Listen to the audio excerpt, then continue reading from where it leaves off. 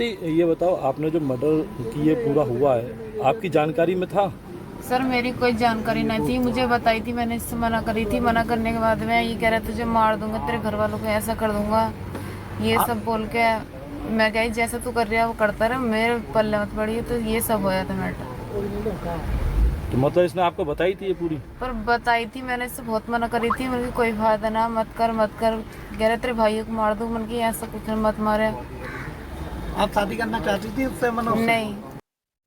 आज मैं आपको एक ऐसी लड़की की कहानी सुनाने जा रहा हूँ जो अपने पिता और दोनों भाइयों को मारना चाहती है और वह अपने इस मकसद में कामयाब नहीं होती, तो वह एक प्लान बनाती है कि मैं किसी अनजान व्यक्ति का मर्डर करवा दूंगी और उस आदमी के मर्डर के झूठे केस में अपने पिता और दोनों भाइयों को फंसवा दूंगी। नमस्कार, मैं दीपक शर्मा पेश हूँ आज आपके सामने एक और सच्ची कहानी लेकर। आज की घटना है यूपी के मुरादाबाद शहर की। मुरादाबाद शहर में शोभाराम नाम का एक व्यक्ति रहता है।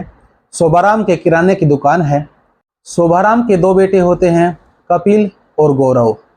शोभाराम की जहाँ किराने की दुकान थी, उसकी दुकान के पास ही एक नाई की दुकान होती है, एक सैलून होता है। उस सैलून की दुकान में काम करता था मनोज। मनोज उस दुकान पर आता जाता रहता था। उस लड़की से मिलना जुलना उसका शुरू हो जाता है। धीरे धीरे नंबर एक्सचेंज हो जाते हैं और उनमें दोस्ती बढ़ जाती है और धीरे धीरे दोस्ती प्यार में बदल जाती है। तो क्या होता है, अब वे धीरे धीरे एक दूसरे से मिलने लग जाते हैं। एक अलग ही ढंग होता है। स्वाति क्या करती है, स्वाति अपने पिता और दोनों भाइयों को खाने में नींद की गोलियां डाल के दे देती है और जब उनको नींद आ जाती है तो स्वाति ऊपर छत के ऊपर चली जाती है और स्वाति अपने बीएफ मनोज से फ़ोन करती है कि आ जाओ, घर वाले सो रहे हैं। अब वे दोनों ऊपर जाकर आराम से मिलते हैं, अपना समय व्यतीत करते हैं। धीरे धीरे ऐसा कई दिन तक चलता रहा, लेकिन अब घर वालों को स्वाति के ऊपर शक होना शुरू हो गया। स्वाति ने कई बार खाने में जहर मिलाकर भी अपने परिवार को ख़त्म करने की कोशिश करी, लेकिन वे तब भी बच निकले। अब पूरा परिवार उससे चेतन्ना हो गया था। अब वह उसके बनाई हुई खाने पीने की चीज़ों पर परहेज करना शुरू कर देता है। अब स्वाति के ऊपर बंदिशें बढ़ जाती हैं और उसका घर से बाहर निकलना भी ज़्यादातर बंद हो जाता है।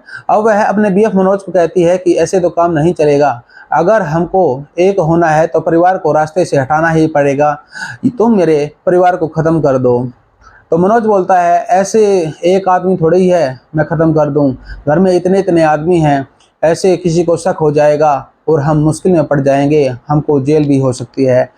तो स्वाति अपने बीएफ मनोज से कहती है कि तू कोई ऐसी तरकीब बना के ला कि जिसमें परिवार भी दूर हो जाए और हम दोनों आपस में मिल लें, हम दोनों आपस में शादी कर लें। तू या तो मेरे परिवार को मार दे, सभी को ख़त्म कर दे, नहीं तो तू कोई ऐसा आइडिया सोच कि वे दोनों हमसे दूर हो जाएं और हमको इकट्ठा होने का मौका लग जाए। तो मनोज कई दिन लगा देता है। तो स्वाति कहती है, क्या हुआ, कोई प्लान सूझ में आया या नहीं आया? तो मनोज कई दिन से क्राइम पेट्रोल और सावधान इंडिया जैसे नाटक देखता है, कुछ थ्रिलर फिल्में देखता है और वहाँ से उसके मन में एक आइडिया आता है और वह स्वाति के पास आता है कि मेरे पास एक नया आइडिया आ गया है। कहती है कि देर मत करो, मुझे जल्दी से बताओ क्या आइडिया है। तो मनोज कहता है कि हम ऐसा करते हैं, किसी अनजान व्यक्ति को पकड़ते हैं, अनजान व्यक्ति का मर्डर कर देते हैं और उस मर्डर के केस में मैं तेरे परिवार को फंसवा दूंगा, पुलिस को मैं खुद फ़ोन करूंगा और पुलिस आएगी तो तुम्हारे पूरे परिवार को पकड़ कर ले जाएगी, फिर दोनों हम बचेंगे और हम दोनों आपस में शादी कर लेंगे। मनोज किसी न किसी ऐसे व्यक्ति की तलाश में बैठा रहता है, सोचता रहता है कि किसको अपना शिकार बनाऊं। तो 17 सितंबर का वो दिन आ ही जाता है। 17 सितंबर का दिन था, शाम का टाइम होने को था। तो वहाँ सड़क से गुजरते हुए उसको योगेश दिखाई देता है। योगेश पेशे से पेंटर होता है। योगेश कई बार उसकी दुकान पर आता जाता रहता था। उसे बाल वाल कटवाने होते थे तो वह उसी की दुकान पर आता था। वह एक दूसरे को जानते थे। मनोज, मंजीत और योगेश पेंटर तीनों प्लान करते हैं चलो कहीं शराब पीने के लिए चलते हैं। तो वे नया मुरादाबाद क्षेत्र की तरफ चले जाते हैं। वहाँ पर कहीं बैठकर शराब वराब पीते हैं। तो कुछ देर बैठकर वे वहाँ पे शराब पीते हैं और कुछ देर के बाद मनोज योगेश से कहता है यार नमकीन ख़त्म हो गई है तो जाके नमकीन ले आ। वे योगेश को नमकीन लेने के लिए भेज देते हैं। जब तक वह वापस नहीं आ जाता तब तक वह योगेश के ड्रिंक में नींद की गोलियां मिला देते हैं। योगेश वापस आता है और अपने पैक को जैसे ही लेता है तो वह नशे की हालत में तो पहले ही था, वह बेहोश हो जाता है। वह बेहोशी की अवस्था में वहीं पर पड़ जाता है। तो मंजीत और मनोज उठते हैं, उसकी साइकिल को उठाते हैं। जो साइकिल के ऊपर बैठकर योगेश आता है उस साइकिल को ठिकाने लगाने के लिए वे गंगा नदी के पास कहीं पर जाते हैं और उसकी साइकिल को वहां पर फेंकाते हैं। वे वहां से वापस आते हैं, योगेश के पास आते हैं। वहां पर योगेश अभी भी बेसुध पड़ा हुआ था। वे योगेश को उठाते हैं, अपनी बाइक के ऊपर बैठाते हैं और किसी सुनसान एरिया की तरफ लेके, झाड़ियों की तरफ लेके उसको वहां से निकल लेते हैं। वे दोनों मिलके योगेश को मारना शुरू कर देते हैं, ईंटों से उस पर वार करते हैं। इतने में योगेश की आंखें भी खुल जाती हैं। योगेश नशे में तो था ही, वह बोलता है मुझे क्यों मार रहे हो भाई, मेरा क्या दोष है ये तो बता दो। लेकिन वे ईंटों से उसे बार बार मार रहे थे, कहीं सिर पर कहीं दूसरी बॉडी पर। तो वह ईंट से भी नहीं मरता तो उसका गला दबा दिया जाता है और उसको मार दिया जाता है।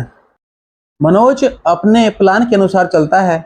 वह योगेश का फ़ोन उठाता है और योगेश के फ़ोन के ऊपर से गौरव जो स्वाति का भाई होता है उसके फ़ोन के ऊपर घंटी मार देता है और छोड़ देता है। वहाँ से गौरव फ़ोन के ऊपर बैक कॉल करता है तो वे लोग फ़ोन को नहीं उठाते हैं। तो वे अपने दूसरे प्लान की तरफ चलते हैं। वे लखनऊ 112 के ऊपर कॉल करते हैं। मनोज आवाज़ बदलकर 112 नंबर के ऊपर कॉल करता है और पुलिस को बताता है कि शोभाराम और उसके बेटे मिलकर मुझे मार रहे हैं, ईंटों से मार रहे हैं और मैं योगेश बोल रहा हूँ। पुलिस के आने से पहले वह लाश को भी ठिकाने लगा देते हैं। पुलिस लाश को ढूंढ ढांड के चली जाती है लेकिन लाश नहीं मिलती। के अगले दिन वहाँ सड़क के किनारे से लोग गुजर रहे थे तो कुछ लोगों की नज़र योगेश की लाश के ऊपर पड़ती है और वे वहाँ पुलिस को फ़ोन करते हैं। पुलिस मौके पर पहुँचती है और लाश को अपने कब्जे में ले जाती है और उसकी शिनाख्त करना शुरू कर देती है। उसको सूचना मिलती है कि कल 112 नंबर के ऊपर भी कॉल की हुई थी और ये योगेश की लाश है। और योगेश ने अपने फ़ोन पर पुलिस को बताया था कि शोभाराम और उसके बेटे मिलकर मुझे मार रहे हैं। तो पुलिस शोभाराम और उसके बेटों को पकड़कर हवालात में लेके आती है और उससे पूछताछ करना शुरू कर देती है। तो शोभाराम और उसके बेटे कहते हैं कि हमारा क्या दोष है, हमको तो कुछ मैटर का पता भी नहीं है, हालांकि उनको कुछ पता भी नहीं था। तो मौके पर जो एसएसपी हैं उसको शक हो जाता है कि ज़रूर दाल में कुछ काला है। तो एसएसपी साहब 112 नंबर के ऊपर जो कॉल आई थी वह किसकी आवाज़ थी, कितने बजे फ़ोन किया गया था, तो उसकी कॉल डिटेल्स लेना शुरू कर देती है और आसपास के लोगों से भी संपर्क किया जाता है कि मामला क्या हो सकता है। तो आसपास के लोगों ने बताया कि ये जो मनोज है, जो शोभाराम की लड़की है, इसका मनोज नाम की लड़की से एक चक्कर है। तो पुलिस के हाथ थोड़ा थोड़ा सुराग लगना शुरू हो जाता है। तो पुलिस स्वाति को बुलाती है और स्वाति से पूछताछ करती है कि तू मनोज को जानती है क्या। तो स्वाति बोलती कौन मनोज, जहाँ तुम्हारे पिता की किराने की दुकान है उसके पास एक सैलून है और सैलून का मालिक और लोग बाग कह रहे हैं तुम्हारा कोई चक्कर है। तो घर वाले भी बोलते हैं हाँ इनमें बातें होती थी लेकिन हमने बंदिशें लगा दी थी। तो पुलिस को धीरे धीरे सुराग लगना शुरू हो जाता है और कॉल डिटेल्स निकाली जाती है। तो मनोज के रूप में उस आवाज़ की पहचान भी कर ली जाती है। तो पुलिस स्वाति को हिरासत में ले लेती है। तो स्वाति कुछ कुछ चीज़ों को स्वीकार कर लेती है। अब पुलिस मनोज की तलाश में निकल पड़ती है। तो मनोज का एरिया में पता चलता है कि मनोज फलानी जगह के ऊपर है। तो मनोज और मंजीत दोनों इकट्ठे होते हैं वे। तो जैसे ही पुलिस मनोज को पकड़ना शुरू कर देती है, मनोज के सामने जैसे ही पुलिस आती है हाथ में हथियार ले लेता है और वहाँ फायरिंग करना शुरू कर देता है। जवाबी फायरिंग पुलिस भी करती है और जवाबी फायरिंग में पुलिस की गोली मनोज की टांग में लग जाती है और वह वहाँ पे घायल हो जाता है। और मंजीत भी उसके साथ में था। मंजीत को भी पुलिस पकड़ लेती है और उसको पहले अस्पताल में ले जाया जाता है, अस्पताल से थाने में लाया जाता है, उससे पूछताछ की जाती है तो उनका प्रेम प्रसंग निकल के सामने आता है। प्रेम प्रसंग के चलते उन्होंने इस घटना को अंजाम दिया। धीरे धीरे वह अपनी बात को स्वीकार करता है कि उसने सावधान इंडिया, क्राइम पेट्रोल जैसे थ्रिलर नाटक देख के घटना को अंजाम देने की सोची। तो ये थी आज की सच्ची कहानी। आज की कहानी आपको कैसी लगी? अब धीरे धीरे हम देखते हैं हमारा समाज किस दिशा में जा रहा है। हमारे घर का ही कोई आदमी पूरे परिवार के सामने खड़ा हो गया है और यहाँ तक हो गया है कि घर के परिवार की इज्जत समझा जाता है।